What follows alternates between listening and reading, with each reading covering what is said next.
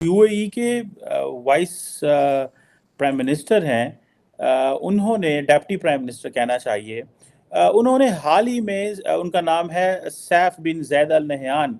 उन्होंने India middle east Europe corridor का map share किया, तो उसके ऊपर इंडियन मीडिया के अंदर ये हाईलाइट होना शुरू कर दिया जी कि वो मैप शेयर किया गया है जो इंडियन सरकार का मैप है, जो इंडियन हुकूमत जिस मैप को कहती है।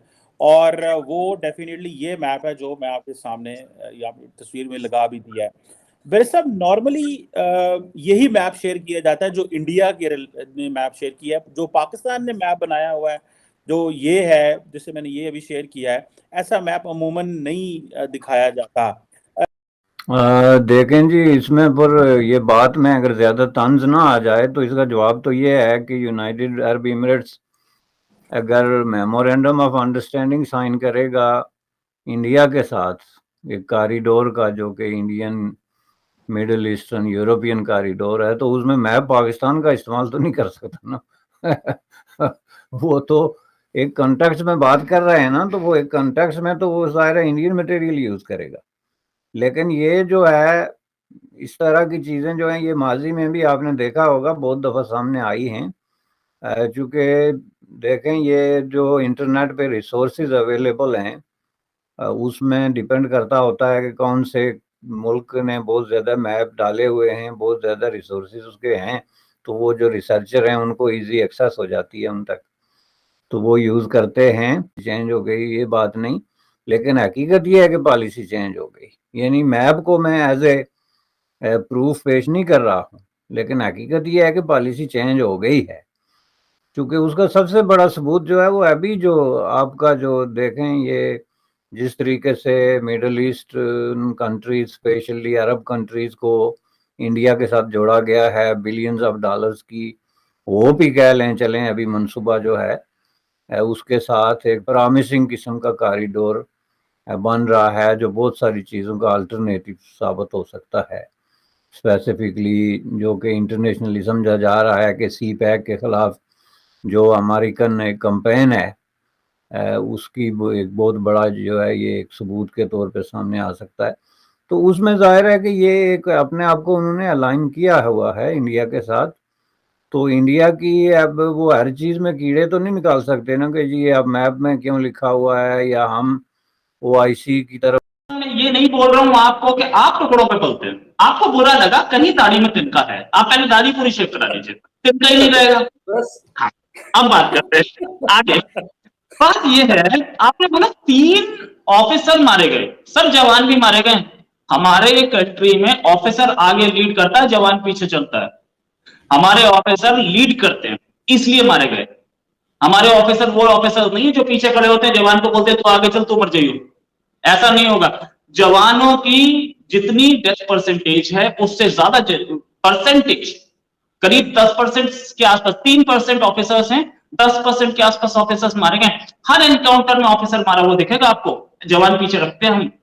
हमारी आर्मी है ये, हमारी आर्मी में आप देखिएगा, मैं आपको दिखाऊंगा कितने जवान, कितने ऑफिसर्स को परमवीर चक्र मिला है और कितने जवानों को मिला है। मिलता जवानों को भी है।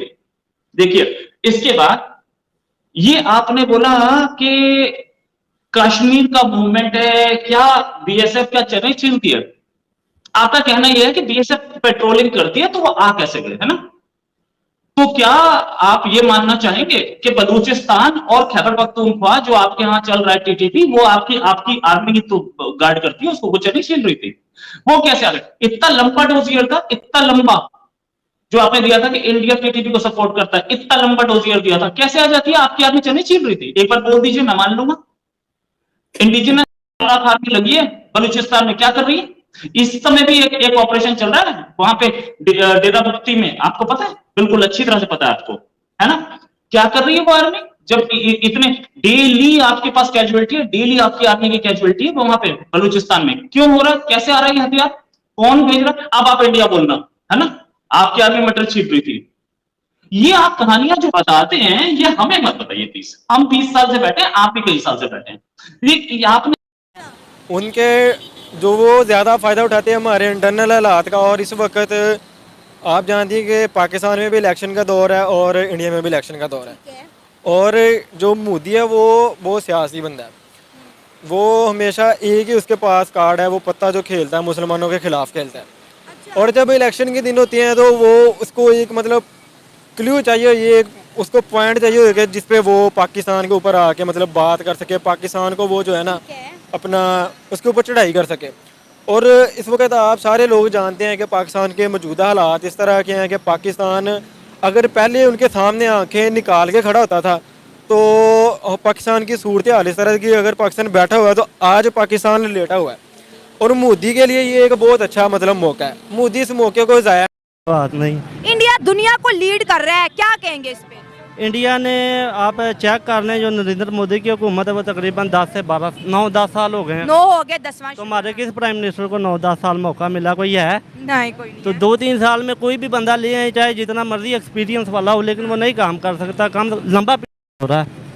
उनके प्राइम मिनिस्टर को कह रहे हैं ये भारत का मुहाफिज है, हमारे प्राइम मिनिस्टर को कहते हैं ये चोर है, ये क्या कहानी है, जरा ये भी बता दें। नरेंद्र मोदी ने काम करके दिखाए हैं, पब्लिक ने उसे सपोर्ट किया है। हमारे प्राइम मिनिस्टर जो आते हैं वो 3-4 साल रहते हैं, या एस्टेब्लिशमेंट जब वो चेंज कर देती है तो फिर हम क्या कर सकते हैं? वो भूखे हैं, खाते हैं, सारा कुछ करते हैं। इसी वजह से नरेंद्र मोदी आप